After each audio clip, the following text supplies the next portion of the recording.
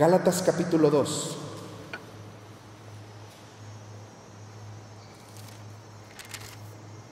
Y le voy a invitar a que se ponga de pie y lea conmigo el verso 20. Gálatas capítulo 2, verso 20. Dice así la palabra de Dios: con Cristo estoy juntamente crucificado, y ya no vivo yo, mas vive Cristo en mí. Y lo que ahora vivo en la carne, lo vivo en la fe del Hijo de Dios, el cual me amó y se entregó a sí mismo por mí. Tome su lugar. Estoy seguro que la mayoría de nosotros conocemos este pasaje de muchos años. Incluso muchos de nosotros nos podemos saber este pasaje de memoria. Pero a veces pasamos por alto los detalles de este pasaje. Y para entrar un poco a fondo a este pasaje que vamos a estar viendo, es importante ver de qué es lo que el apóstol Pablo estaba hablando versículos anteriores. Sin moverse mucho de su Biblia, ahí en el capítulo 2, vamos a ver el verso 11 en adelante. Le he titulado a este sermón: debemos morir para poder vivir. Y yo espero que esto se lo lleve usted en su mente. Debemos morir para poder vivir. Y vamos a desarrollar y explicar esta frase del sermón. La carta de los Gálatas es una carta que se dirigió a varias iglesias. Muchos de nosotros hemos escuchado hablar de Turquía. Bueno, en esa zona de donde hoy conocemos como Turquía se encontraba esa región de Galacia. Una serie de iglesias en donde el apóstol Pablo acudió en su primer viaje misionero: Antioquía de Pisidia, Iconio, Derbe. Allí en su primer viaje misionero, ahí acudió el apóstol Pablo. Y cuando el apóstol Pablo escribe esta carta, lo hace con mucha tristeza, porque el apóstol Pablo había llevado el evangelio de Jesucristo a esas iglesias, porque el apóstol Pablo había tenido un encuentro con el Cristo resucitado. El apóstol Pablo, yendo hacia su ciudad natal, Tarso, dice que una luz le resplandeció y cayó de rodillas. Le dejó ciego. Días después recuperó la vista. Pero en ese lugar en donde cayó de rodillas, hubo una voz que le dijo: Saulo, ¿por qué me persigues? Ahora, el Señor Jesús ya había muerto y había resucitado años antes. El Señor Jesús ya no se encontraba físicamente en la tierra. Dice la palabra de Dios que Él había ascendido. Fue tan importante que el Señor Jesús tuvo que bajar desde los cielos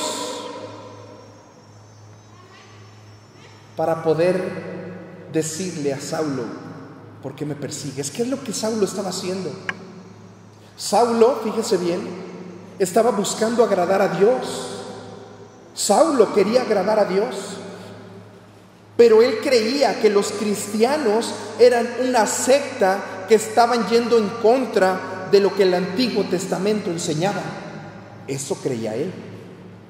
Pero a Pablo se le olvidó que todo el Antiguo Testamento hablaba de Jesucristo. Así que el mismo Cristo le dijo a Saulo: ¿por qué me persigues?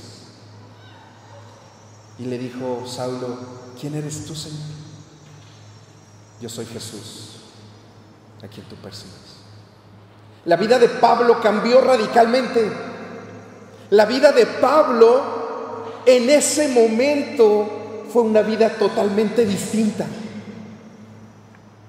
Así que si hay alguien que tiene autoridad para decir que debemos morir para poder vivir, es el apóstol Pablo, inspirado por el Señor y el Espíritu Santo.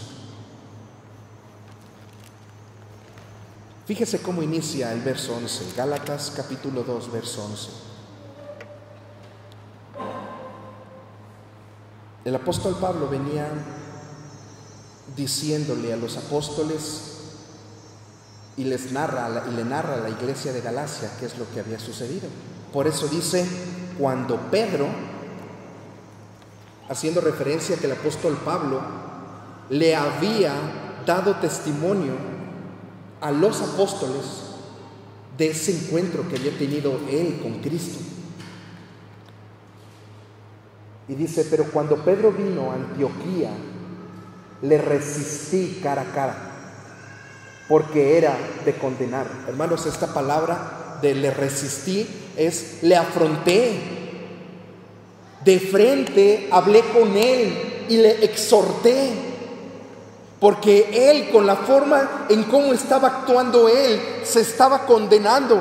Esta palabra que dice era de condenar. Una mejor traducción sería se estaba condenando. Hermanos, Pedro había visto físicamente a Jesús. Había andado con él 3 años cara a cara durante todo su ministerio. No sé si conocía a Jesús antes, pero a lo mejor pudo haber conocido a Jesús, que él era el hijo del carpintero. Pero la Biblia lo que sí nos enseña es que durante esos 3 años Pedro anduvo cara a cara caminando con el maestro. Sí, le negó 3 veces. Pero la palabra de Dios nos enseña cómo Pedro se volvió el líder de todos los apóstoles. ¿Sabía usted eso? Pedro, el líder de todos los apóstoles. Y de repente viene alguien, permítame usar la expresión, un fulano, que dice que tuvo un encuentro con Cristo en un camino, y ahora ese fulano viene y le resiste a Pedro. Algunos podrían decir, ¿qué autoridad tienes, Pablo, para venir con el líder de los apóstoles? Alguien que había vivido con el maestro durante 3 años. ¿Quién es este? Bueno, Pablo lo explica a partir del capítulo 2. Y aquí le dice, le resistí cara a cara. ¿Qué es lo que estaba pasando, hermanos? Vamos a ver por qué Pablo estaba tan enojado con las iglesias de Galacia, de esa región, y por qué estaba tan enojado con Pedro.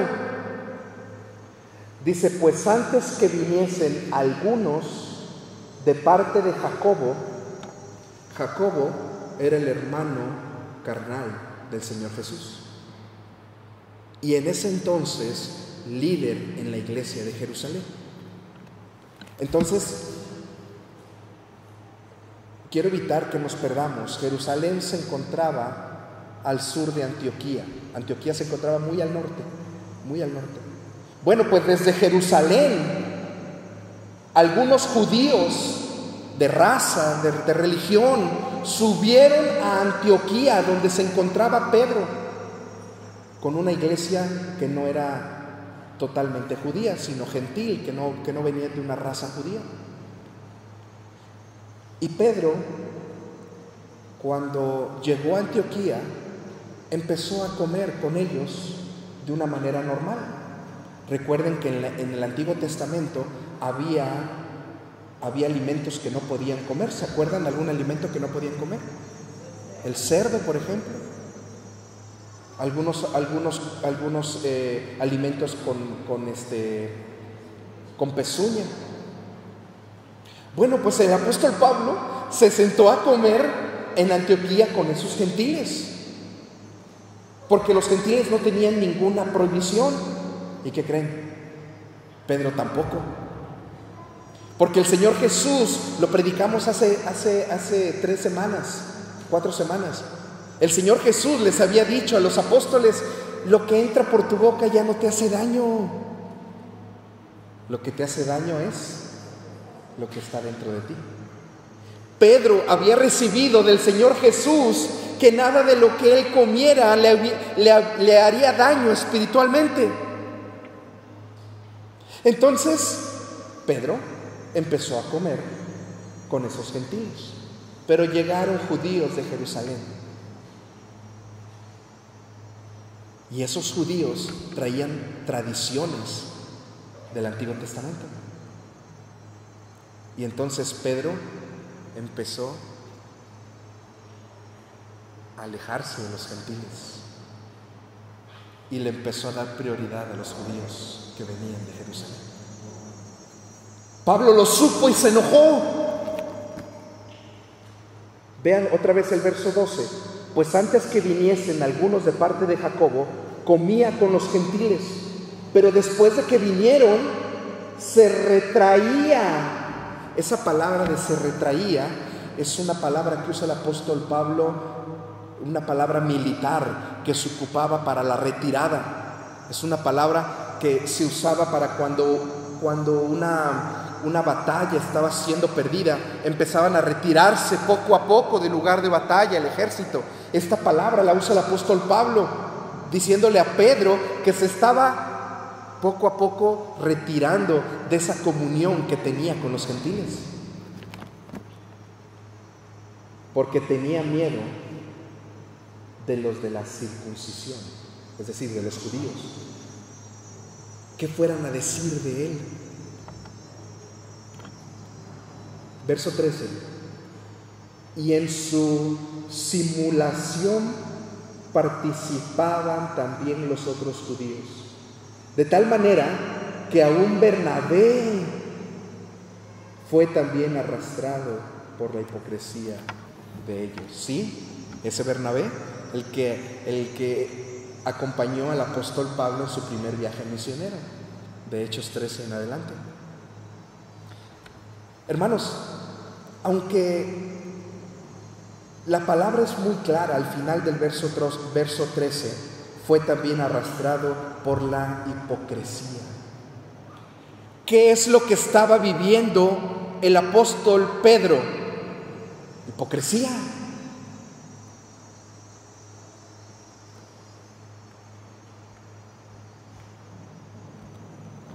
¿Por qué hipocresía, hermanos? Porque el apóstol Pablo vivía una cosa distinta a la que enseñaba. Por un lado, enseñaba a los gentiles el evangelio, pero por otro lado, cuando llegan estos judíos, de manera hipócrita empieza a vivir de una manera distinta a la que le enseñaba. Vea el verso 14. Pero cuando vi que no andaban rectamente conforme a la verdad del evangelio, dije a Pedro delante de todos. Hermanos, algunos han dicho, ¿por qué lo hizo de manera pública Pablo? ¿Por qué reprende en lugar de que le hubiera llamado en corto? Hermanos, porque el daño que había provocado Pedro de haberse retraído, esa hipocresía había sido evidente en toda la iglesia. Por eso Pablo lo hace públicamente y le dice, estuviste mal. Y fíjense lo que le dice. Pero cuando vi que no andaban rectamente conforme a la del evangelio, dije a Pedro delante de todos, si tú, siendo judío, vives como los gentiles y no como judío, ¿por qué obligas a los gentiles a judaizar? Hermanos, el Señor Jesús había puesto las bases del evangelio y lo hizo a sus discípulos para que ellos fueran por todo el mundo y enseñaran del evangelio. ¿Se acuerdan Mateo 28, 18 al 20? Por tanto, id y haced discípulos, enseñándoles que guarden. Fue a ellos al que el Señor Jesús les dijo que fueran a enseñar eso. Y si mismo Pedro estaba faltando a la enseñanza del Señor Jesús. Por eso Pablo lo hizo muy evidente. Pero hay una palabra, hermanos, que viene al final de un grupo. Dice: ¿por qué obligas a los gentiles a judaizar? Mire, antes de explicar qué es lo que hacían en el siglo I, estos judaizantes, le voy a decir qué es lo que hoy hacen. Cuautla está lleno hoy en día de judaizantes. Amigos cristianos han emigrado a esta doctrina herética, hermanos, porque no encuentro otra palabra, y discúlpenme, es una herejía. El grupo judaizante lo que busca hoy en día, sí creen en Cristo, ellos dicen creer en Cristo. Algunos han salido de nuestras filas de la iglesia cristiana, pero ahora están regresando a ese siglo I, cuando tenían que llevar a cabo obras de la ley. ¿Se dan cuenta? Ahorita vamos a ver cómo la palabra de Dios nos enseña que el fin de la ley fue Cristo. Y ellos siguen insistiendo en, por ejemplo, reunirse los días sábados. El problema no es reunirse los días sábados, porque les voy a decir algo, no lo voy a hacer, no lo voy a hacer. Yo podría decirle a la iglesia que nos reunáramos los sábados y ya no el domingo. Insisto, no lo voy a hacer. Y tal vez no estaría yo faltando a ningún pasaje de la Biblia. La razón por la que ellos creen que deben de reunirse el día sábado es porque es un mandato de Dios en el Antiguo Testamento, y de no hacerlo estarían violando la ley y perdiendo su salvación. ¿Acaso la salvación no es por gracia? ¿Acaso la salvación no fue por el hecho de que vino Cristo a morir en la cruz del Calvario y darnos vida eterna a ti y a mí? Bueno, pues los judaizantes creen que se necesita una serie de obras para llegar a la salvación. Incluso si usted tiene oportunidad de leer Hechos capítulo 15 del verso del 1 al 5, habla cómo estos judaizantes le decían a los gentiles que necesitaban circuncidarse para poder ser salvos. Hechos capítulo 15 del 1 al 5. Hermanos, esto que estamos viendo hoy sucedía hace 2000 años, en el primer siglo. Cristianos, judíos que habían aceptado el camino del cristianismo, pero que le estaban diciendo a los gentiles, a los que no eran judíos: si tú quieres hacerte cristiano, primero tienes que obedecer la ley antes de llegar a Cristo. Dele la vuelta a su hoja, capítulo 3, Gálatas capítulo 3. Ahora, ¿cómo les dice el apóstol Pablo? Oh Gálatas insensatos, ¿quién nos fascinó? Esta palabra de quién nos fascinó es como quién nos embrujó, quién los embrujó a ustedes para obedecer a la verdad, a vosotros ante cuyos ojos Jesucristo fue ya presentado claramente entre ustedes como crucificado.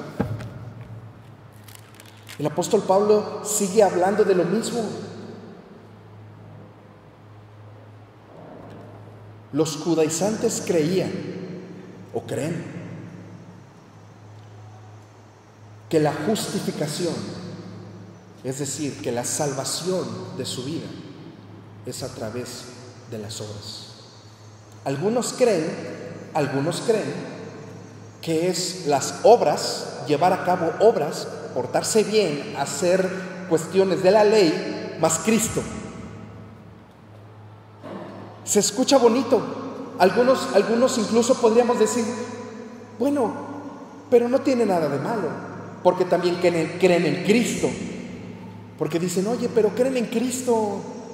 Sí, creen en Cristo, pero creen que el sacrificio de Cristo no fue suficiente, porque creen que se necesita algo más para llegar a la salvación. Entonces, ¿el sacrificio de Cristo fue incompleto? ¿Se necesita algo más? El apóstol Pablo por eso estaba tan enojado y les dice, la justificación es por gracia. Solo por medio del sacrificio de Cristo. Usted y yo, hermanos, no necesitamos nada más que el sacrificio de Cristo para ser salvos. ¿Entendemos un poquito por qué el apóstol Pablo estaba tan enojado? Insensatos. Y lo mismo le dijo a Pedro. Pablo le dijo a Pedro, si tú siendo judío, de raza, de religión, ya no estás obligado a observar la ley, pues ellos que no vienen del judaísmo, mucho menos. Hermanos, el apóstol Pablo dejó de observar por completo la ley. El apóstol Pablo dejó de observar por completo la ley. Le escribe a los romanos el apóstol Pablo y les dice que el fin de la ley es Cristo. Incluso Santiago, este Jacobo del que hablamos ahorita, que estaba en Jerusalén, que era el hermano carnal de Jesús, este hermano carnal de Jesús se convirtió al evangelio después de la resurrección de Jesucristo, porque la Biblia nos enseña cómo es que todos los hermanos de Jesús le rechazaron.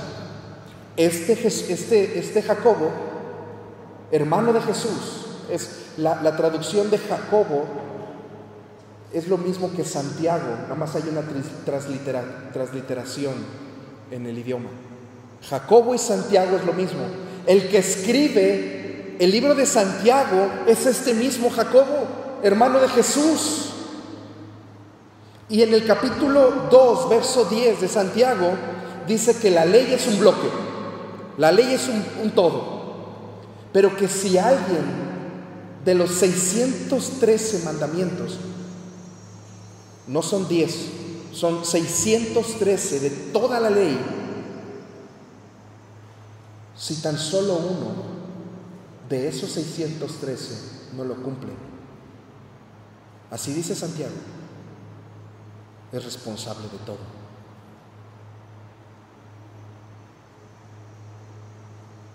Por eso nadie podía cumplir la ley, solo Cristo. Consumado es. Él había cumplido la ley. Nadie podía cumplir la ley. Incluso en el Antiguo Testamento, la ley no podía llevar a la salvación. Porque si la ley llevara a la salvación, nadie en el Antiguo Testamento hubiese podido ser salvo. Lo dice muy claro la palabra. Además de que nadie la pudo cumplir, la ley era un bloque. Con tan solo uno de los 613, haga de cuenta que vive usted una vida ordenada, y lleva cumpliendo los 500, y ya va llegando a los 612, y el 613, al final de su vida, usted no lo cumplió. Hermano, dice la Biblia que usted es culpable de no haber cumplido la ley. Usted podría decir, Señor, pero me faltó uno. La Biblia dice, eres culpable por no haber cumplido la ley. En el Antiguo Testamento, Hebreos nos habla cómo Abraham fue contado por justo por su fe.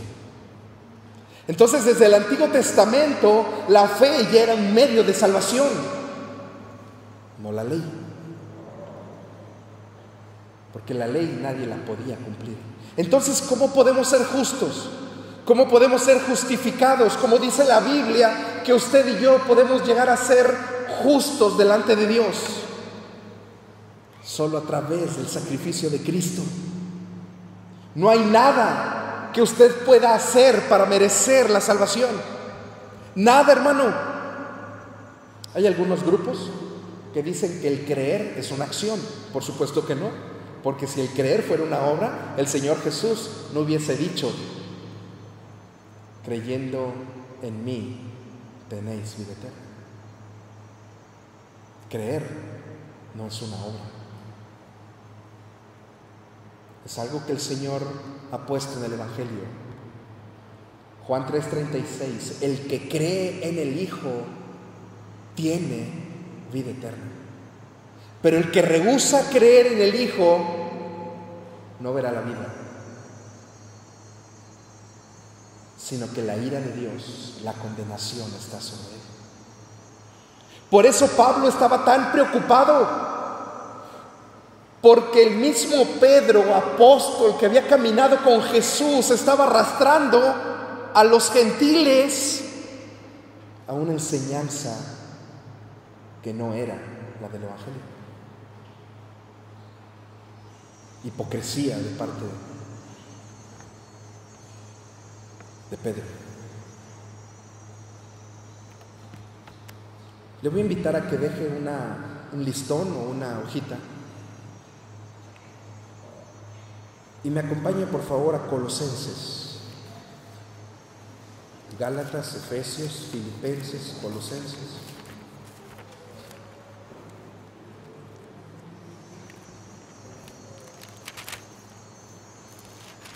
¿Sabía usted que la mayoría, Colosenses 2, ¿sabía usted que la mayoría de los teólogos comentaristas coinciden en que Gálatas, esta carta del apóstol Pablo a los Gálatas, fue la primera carta que el apóstol Pablo escribió? Esta carta de Gálatas, el apóstol Pablo fue motivado por el Espíritu Santo para escribir a esta iglesia que estaba cayendo en falsas doctrinas. Colosenses 2, versos 13 y 14. Colosenses 2, 13 y 14. ¿Lo tenemos?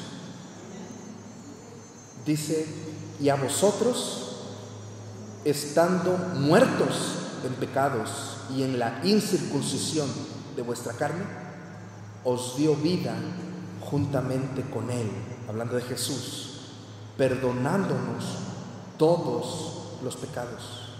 Todos, hermanos. Y vea cómo dice el 14: anulando el acta de los decretos que había contra nosotros, que nos era contraria, quitándola de en medio y clavándola en una cruz. Hermanos, esta expresión que usa el apóstol Pablo del acta que había y que nos era contraria, ¿hay algún abogado? Levante su mano. Bueno, yo nomás, ¿ya? Pero ya me arrepentí. Ya no ejerzo. Ya me dedico al ministerio nada más.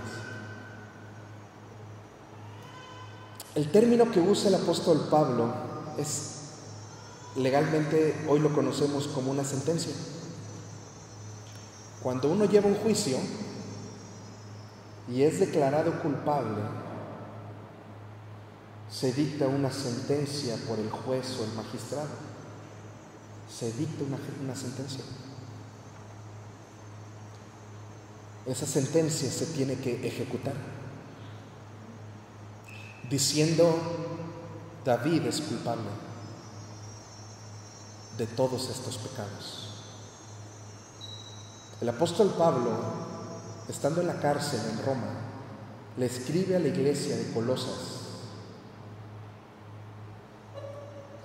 que había para ellos y para él, hablando de Pablo y hablando de usted y de mí.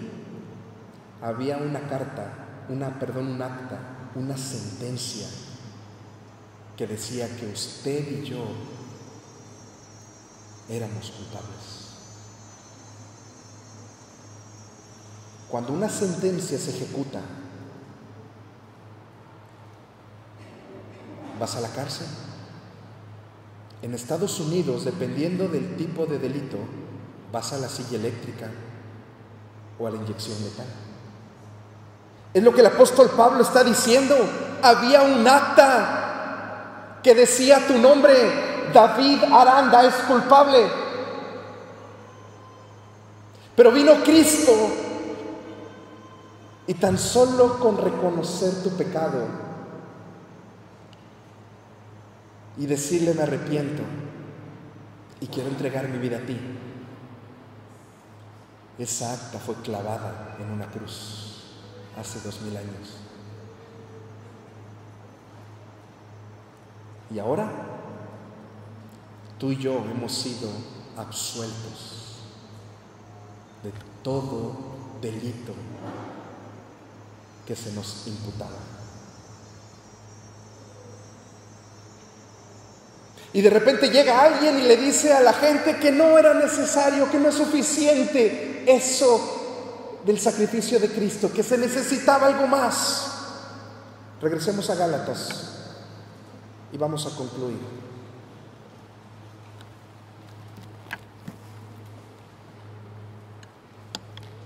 Del verso 15 en adelante voy a leer. Nosotros judíos de nacimiento, estoy en Gálatas 2, verso 15 en adelante. Nosotros judíos de nacimiento y no pecadores de entre los gentiles, sabiendo que el hombre no es justificado por las obras de la ley. Voy a leer otra vez el 16. Sabiendo que el hombre no es hecho justo por hacer las obras de la ley, sino por la fe en Jesucristo. Nosotros también hemos creído en Jesucristo. Le está hablando todavía Pablo a Pedro. Pedro, nosotros también hemos creído en Jesucristo para ser justificados por la fe de Cristo y no por las obras de la ley, por cuanto por las obras de la ley nadie será justificado. Nadie será hecho justo por llevar a cabo las obras de la ley. No tengo mucho tiempo, pero le voy a invitar que si usted está escribiendo, anote Romanos 3. Todo el capítulo 3, léalo. Y el mismo apóstol Pablo en ese pasaje les dice que el fin de la ley fue Cristo. Romanos capítulo 3. Y si quiere algún otro pasaje, Romanos 10:4. Anote Romanos 10:4. Romanos 6, 14 y 15. Y Romanos 7, verso 6. Estos pasajes hablan de esto que el apóstol Pablo está enseñando. Hermanos, quiero hacer un paréntesis nada más. La ley no es mala. La ley fue hecha con un propósito. El mismo apóstol Pablo a los Gálatas les dice que fue como un rayo, como una esclava que enseña a un niño a andar, a caminar. La ley mencionaba que era ese ayo. Ahí en Gálatas capítulo 3, verso 24 y 25, ustedes tal vez han escuchado la palabra de nodriza. Alguien que cuida a un niño, como una nana. Eso era, dice el apóstol Pablo, para nosotros la ley. Alguien que nos llevó a Cristo. Así que la ley no es mala. Tuvo su cumplimiento, tuvo su razón de ser. Pero observar la ley, hoy en día, el mismo apóstol Pablo lo señala: maldito todo aquel que sirve y obedece la ley. Obviamente estamos hablando en el contexto de Gálatas, que buscaban cumplir la ley para poder ser favorecidos por Dios. Y vea cómo termina este pasaje. Verso 15, Gálatas capítulo 2, verso 15. Hermanos, hablo en términos humanos. Un pacto, aunque sea de hombre, una vez ratificado, perdón, estoy mal. Gálatas 2, verso 15. Ya estamos en el 17, perdón. Gálatas 2, 17. Y si buscando ser justificados en Cristo, también nosotros somos hallados pecadores, ¿es por eso Cristo ministro de pecado? ¿Qué está diciendo el apóstol Pablo? Le está diciendo a Pedro: Pedro, si Cristo ya te dijo que puedes comer de todo alimento y tú vuelves a la ley, entonces ¿Cristo es mentiroso? ¿Cristo está sirviendo al pecado? Por supuesto que no. Ve el verso 18. Porque si las cosas que destruí, el apóstol habla de la ley, el apóstol Pablo está hablando de la ley. Él había destruido para él la observancia de la ley. Porque si las cosas que destruí, las mismas vuelvo a edificar, transgresor me hago. Porque yo por la ley soy muerto para la ley, a fin de vivir para Dios. Y quiero concluir con este último pasaje del que nos habla el verso 20.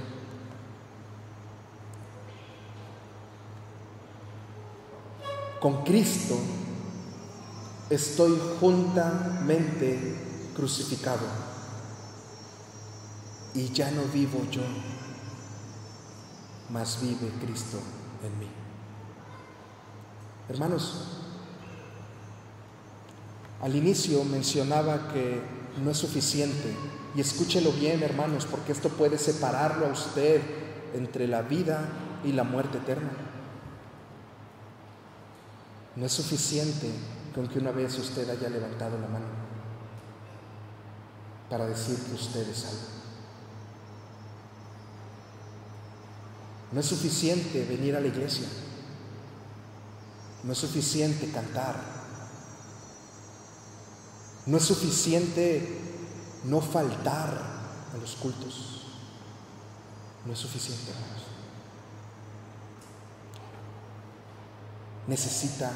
Usted y yo necesitamos morir a nosotros mismos para poder vivir en Cristo. Si usted no ha muerto a usted, hermano, si usted no ha muerto a su yo, usted no puede vivir en Cristo. Esto es lo que el pasaje está enseñando. El apóstol Pablo había muerto a él. ¿Qué significa morir a mí?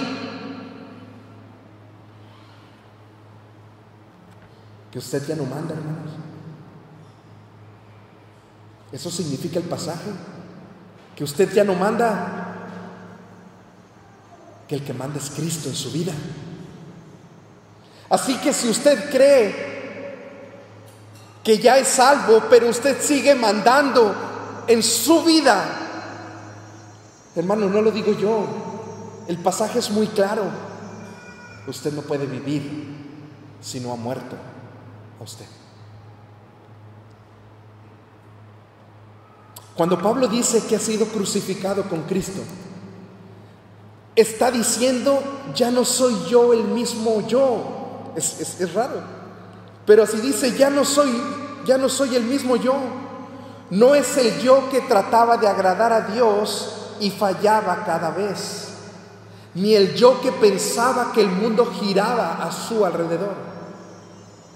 El orgullo del antiguo yo dirigía todo para centrarse en la autoestima, la autoconfianza, la autodirección y la autoexaltación. Solo vivía para el placer personal y el estatus. Pero mi vida ya no tiene que ver conmigo. Eso es lo que está diciendo el apóstol Pablo. Porque Cristo vive en mí. Aquí es donde entra la fe. La oración de fe que hemos escuchado por años es una verdad en nuestras vidas si usted piensa en este pasaje. Porque si solamente usted se quedó con la oración, posiblemente usted muera y no vaya a la eternidad con Jesús. Cada uno de nosotros debemos de vivir y hacer un examen a nosotros. ¿He muerto a mí? Ahora, hermanos, esto no quiere decir que no sigamos pecando. Vea cómo sigue diciendo el apóstol Pablo. Con Cristo estoy juntamente crucificado, y ya no vivo yo, mas vive Cristo en mí. Cuando el apóstol Pablo dice, con Cristo estoy juntamente crucificado, está diciendo, yo morí también allí en la cruz. A eso se refiere con crucificado. Yo ya estoy muerto, dice Pablo. Pero a ver, Pablo, ¿cómo dices que estás muerto si más adelante dices que estás vivo? Con Cristo estoy juntamente crucificado y ya no vivo yo, ahora Cristo vive en mí. Y lo que ahora vivo en la carne, hermanos, seguimos vivos en la carne y seguimos pecando. Vamos a seguir pecando toda nuestra vida hasta que el Señor nos llame a su presencia o hasta que Cristo venga por segunda vez. Pero ya no de una manera deliberada. El pecado ya no debe de enseñorearse sobre nosotros, porque ahora tenemos a Cristo en nuestro corazón. El Espíritu Santo vive en nosotros, que nos da el poder y la fuerza para rechazar el pecado. ¿Vamos a caer? El apóstol Pablo dice que sí, porque seguimos viviendo en esta carne. ¿Somos pecadores? Sí. ¿Sigo pecando? Sí, hermanos. Pero ahora el Espíritu Santo que mora en mí,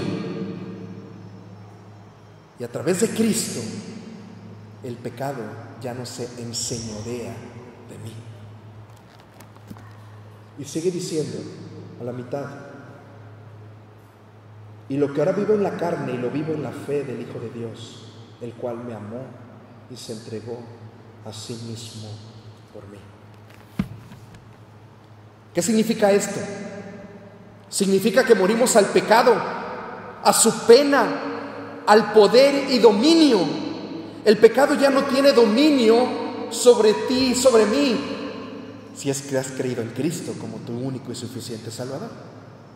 Todo nuestro pecado pasado, presente y futuro ha sido clavado en esa cruz del Calvario. Cristo tomó todos tus pecados, los que habías cometido, los que hoy cometes y los que cometerás, y ahí los dejó clavados en la cruz del Calvario.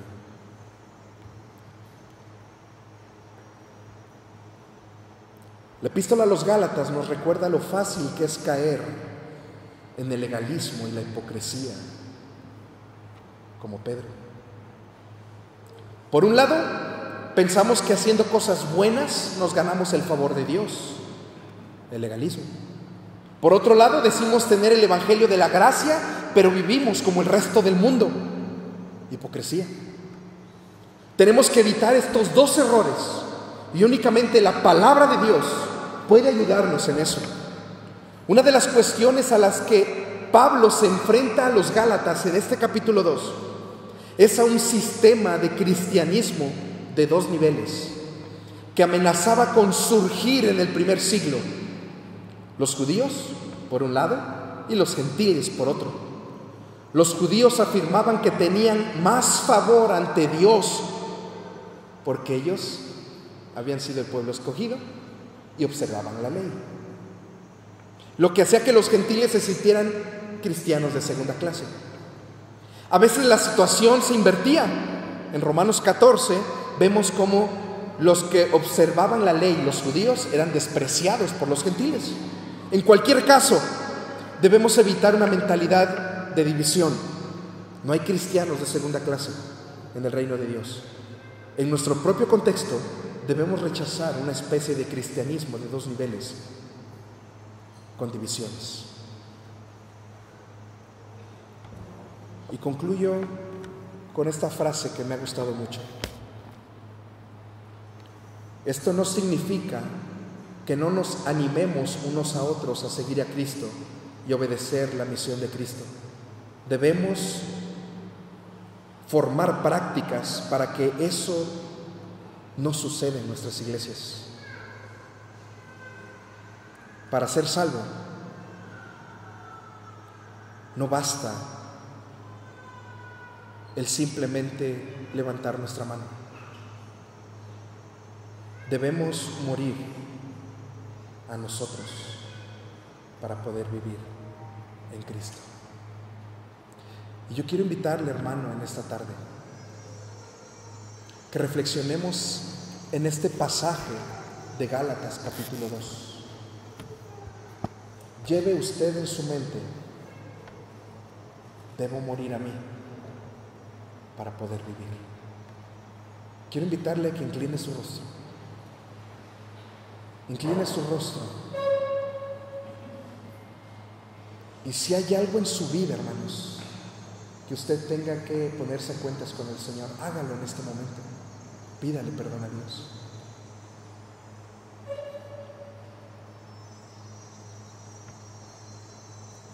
Por un lado, que dejemos la hipocresía como cristianos que muchas veces desarrollamos,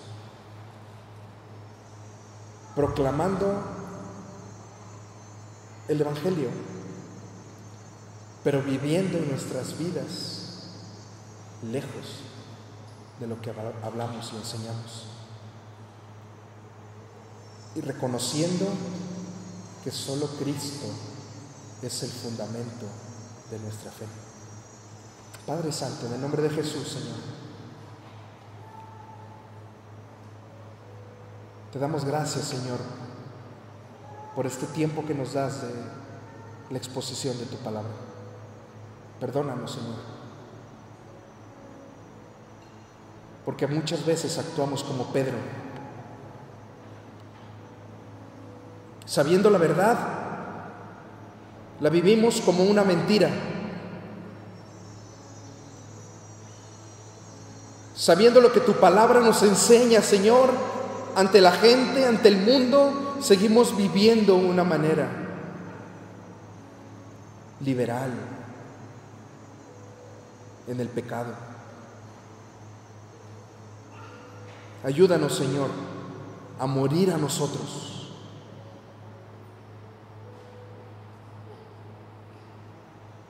Ayúdanos, Señor, a que nuestra vida sea una realidad, Señor.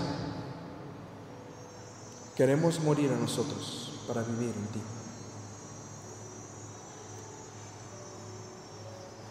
Si ya lo hemos hecho, tú conoces nuestro corazón. Si ya hemos muerto a nosotros y ya vivimos en ti, Señor, pero seguimos viviendo en esa carne que dice el apóstol Pablo, pero lo que ahora lo vivo en la carne, lo vivo en la fe. Que ahora que te tenemos, Señor, como nuestro Señor y Salvador, y que seguiremos viviendo en la carne pecaminosa. Ahora nuestra vida la vivamos en la fe en tu Hijo Jesucristo. Pero si hay alguien aquí, en este lugar, que aún no entrega su vida a ti, Señor, no desprecies su corazón en esta tarde. Escucha su oración